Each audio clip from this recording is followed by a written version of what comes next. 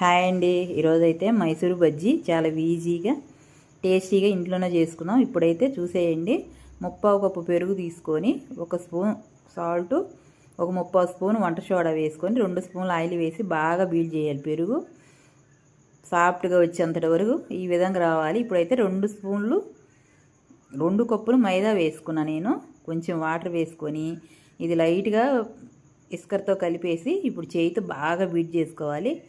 సాఫ్ట్గా రావాలి, రఫ్గా కలుపుకోవాలి. పిండి అయితే చూడండి, ఈ విధంగా తిప్పుతూ కలిపితే పిండిలో అనేది బబుల్స్ లాగా ఫామ్ అవుతుంది. చూడండి, ఈ విధంగా మొత్తం పిండి బాగా కలుపుకోవాలి. చూడండి, సాఫ్ట్గా వచ్చింది కదా. ఇప్పుడైతే 1 స్పూన్ జీలకర్ర, 1 స్పూన్ ఆయిల్ వేసేసి కలిపి మూత పెట్టి పక్కన పెట్టుకోవాలి. ఇప్పుడైతే మళ్ళీ ఒకసారి కలుపుకొని పిండి ఈ విధంగా రావాలి. చూడండి, మనకి మైసూర్ బజ్జీ వేయగానే పైకి తేలాలన్నమాట. నేనైతే ముందే కళాయి పెట్టేసి ఆయిల్ పెట్టేశానండి. చూడండి, మనం మైసూర్ బజ్జీ వేసేటప్పుడు వెయ్యగానే పైకి తేలితే మైసూర్ బజ్జీ పిండి పర్ఫెక్ట్గా ఉన్నట్టు.